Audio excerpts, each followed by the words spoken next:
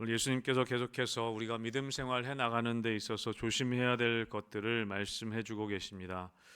우리가 믿음이 자라지 않는 것, 우리가 신앙생활하는 가운데 신앙생활을 해 나가는 가운데에도 믿음이 계속해서 자라지 않는 몇 가지 이유가 있다라고 말씀하시는 것이죠. 우리가 계속해서 산상수훈을 통해 우리에게 말씀해 주십니다. 특별히 우리의 삶 가운데 이 죄의 문제를 해결하지 않으면, 우리 앞에 있는 죄를 치우지 않으면 우리의 믿음이 자라지 않는다라고 우리에게 예수님 말씀하십니다. 또 우리에게 재물에 대한 욕심이 있으면, 우리가 두 마음을 품고 예수님을, 물질과 함께 예수님을, 하나님을 섬기면 그 두 마음을 품는 재물에 대한 욕심이 있을 때 마치 가시밭에 뿌려지는 그런 씨앗처럼 열매를 맺지 못하는 것처럼 우리의 믿음의 성장이 없다라고 예수님이 우리에게 말씀하십니다. 또 우리가 어제 본문에 나온 것은 염려함, 우리가 염려할 때에 우리의 믿음이 자라지 않는 것을 또한 예수님 말씀하신다는 것이죠.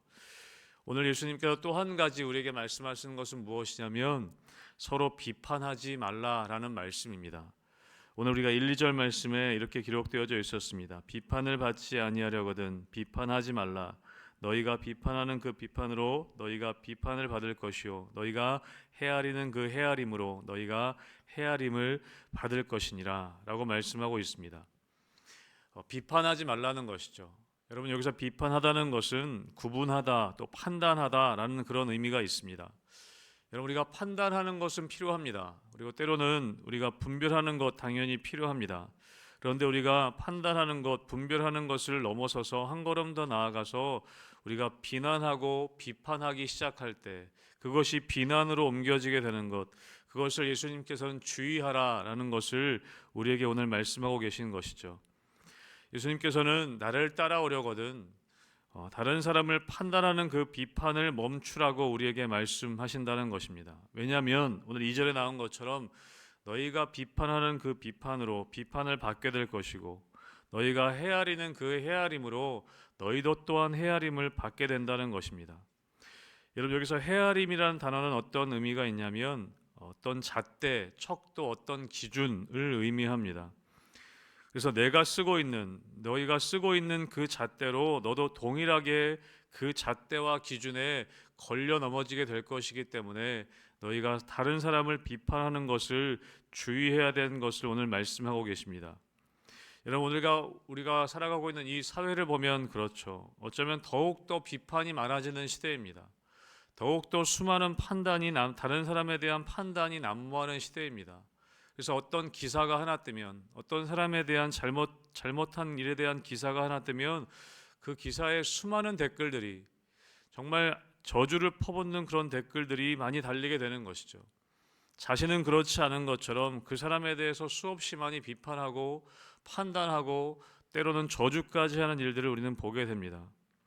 여러분, 특별히 정치인들을 보면 그렇지 않습니까? 어떤 일에 대해서 상대방을 그렇게까지 판단하고 비판하고 내리게 되는데 나중에 비슷한 상황이 되면 똑같은 그런 비판의 기준으로, 똑같이 자신이 비판했던 그 기준으로 똑같이 비판을 당하게 되는 일들을 우리는 종종 보게 되는 것을 봅니다. 우리가 신앙생활할 때도 마찬가지라는 것이죠.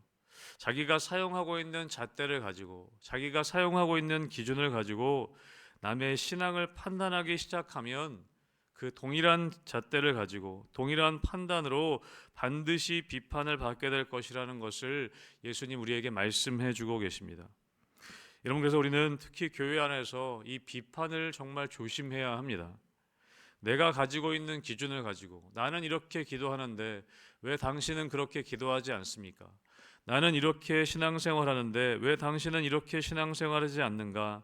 이런 그것을 가지고 우리가 비판하기 시작할 때 여러분, 교회 안에는 어려움이 생긴다는 것이죠. 여러분, 우리는 소위 우리가 건전한 비판이 필요하지 않는가?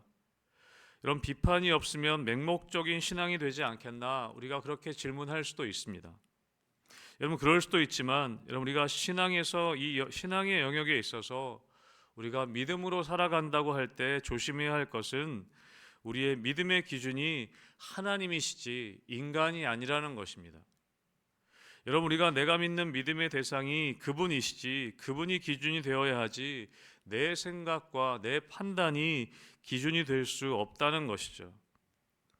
여러분, 특히 우리는 창세기에부터 비롯된 이 인간의 타락이란 무엇인가? 인간의 죄악이란 무엇인가? 그것은 내가 하나님의 입장에서, 내가 판단자가 되어서, 내가 심판자가 되어서 선악을 분별함으로써 생긴 일이 바로 인간의 타락의 시작이었다는 것입니다. 내가 하나님이 되는 것, 내가 판단자의 자리에 앉아서 다른 사람들을 판단하고 선악을 아는 그 기준을 내가 기준이 되어지는 것, 그것이 바로 인간의 타락의 시작점이라는 것을 우리는 기억해야 한다는 것이죠. 여러분, 사도 바울은 어땠습니까? 여러분, 그 사람은 이 사람이 얼마나 비판을 했으면 스데반 같은 사람을, 스데반 집사를 처형할 수 있는 그 기준을 자신이 세웠다는 것입니다.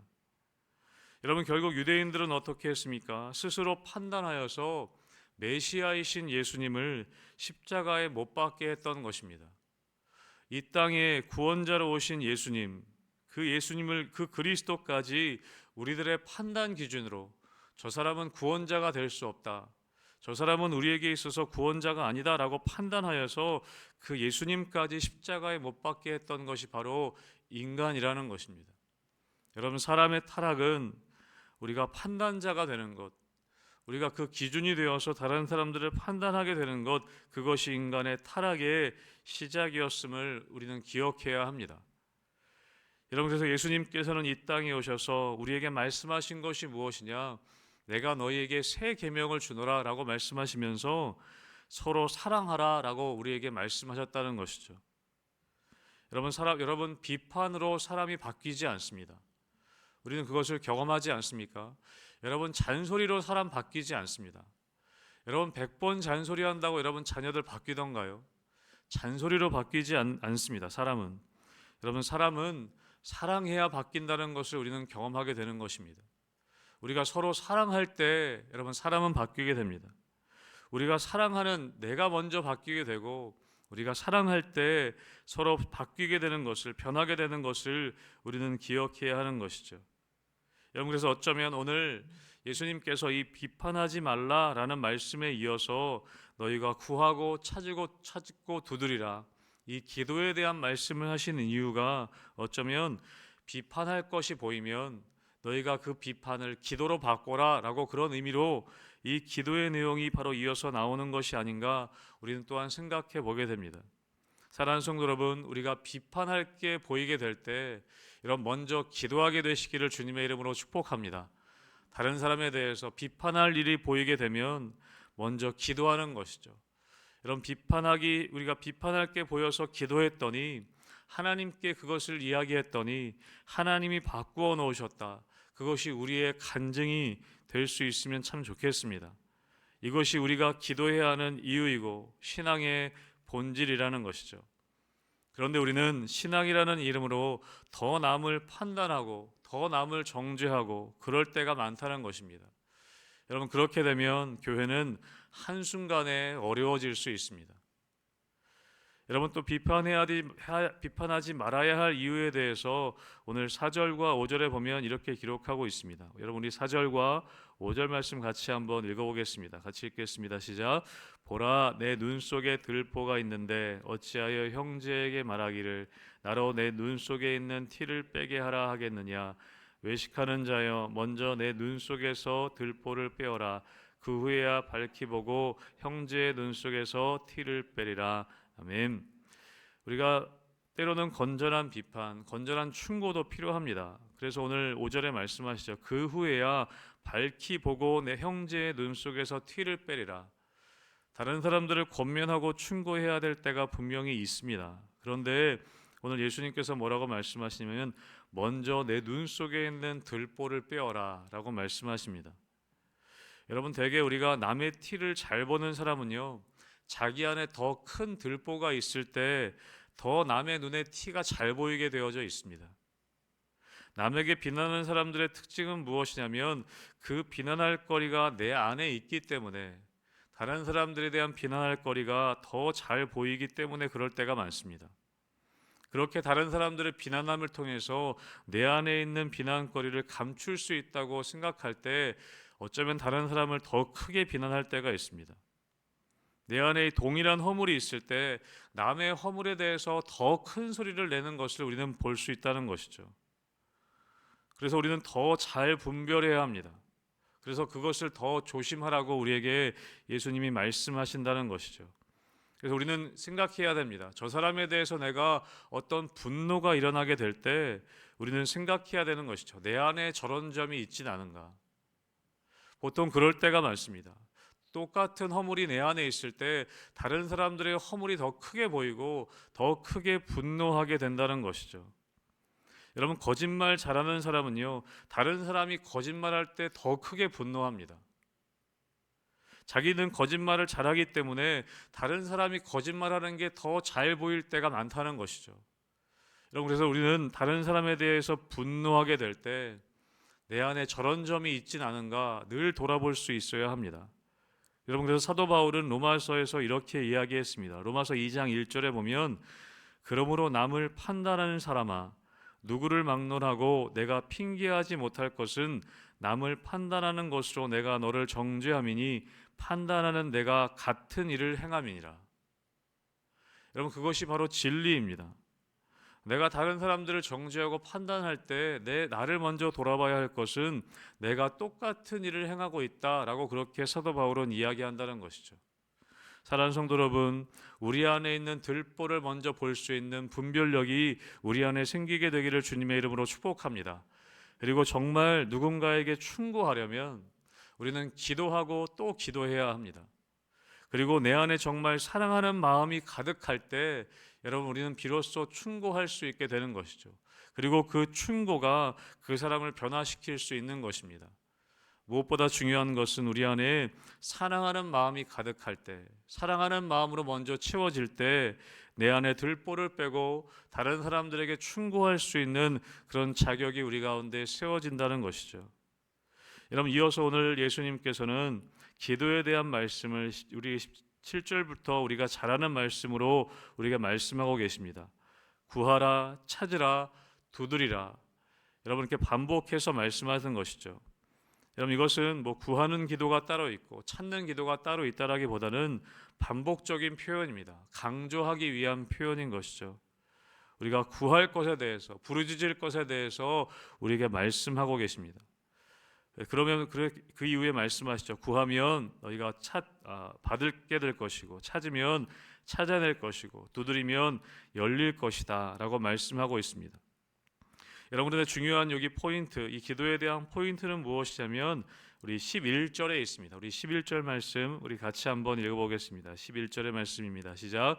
너희가 악한 자라도 좋은 것으로 자식에게 줄 알거든 하물며 하늘에 계신 너희 아버지께서 구하는 자에게 좋은 것으로 주시지 않겠느냐.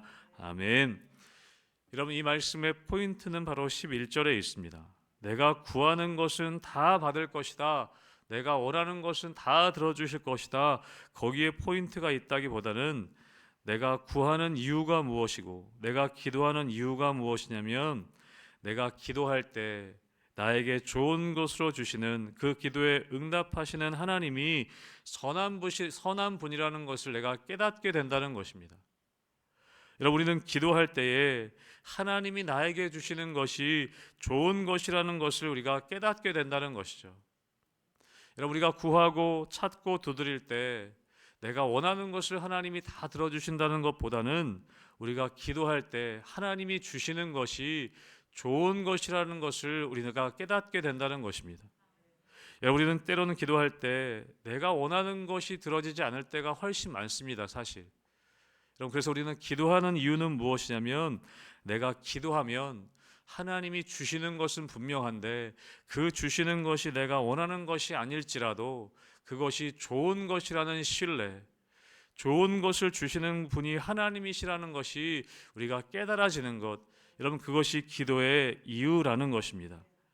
여러분, 그래서 우리는 기도하다 보면, 기도 많이 하시는 분들을 보면 내가 원래 기도하려고 했던 것은 이것인데 하나님께서 다른 것을 구하게 하시는 때가 있습니다.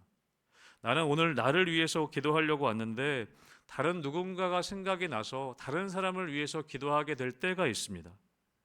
내가 구하려는 것은 이것인데 오늘 기도하다 보면 하나님이 다른 것을 구하게 하시는 때가 있다는 것이죠.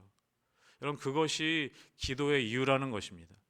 우리는 기도할 때에 하나님이 원하는 것, 하나님이 원하시는 것을 구하게 되고 또 하나님이 주시는 것이 좋은 것이라는 것을 깨닫게 되는 그 기도의 신비를 우리는 경험하게 된다는 것이죠. 사랑하는 성도 여러분, 구하고 찾고 두드리실 때 우리에게 좋은 것 주시는 하나님을 더욱더 신뢰할 수 있게 되시기를 주님의 이름으로 축복합니다. 그리고 오늘도 우리가 구하고 기도하는 것이 하나님이 원하시는 것을 구하게 되는 그런 여러분 깊은 기도의 자리로 나아가는 여러분 되시기를 주님의 이름으로 축복합니다. 아멘.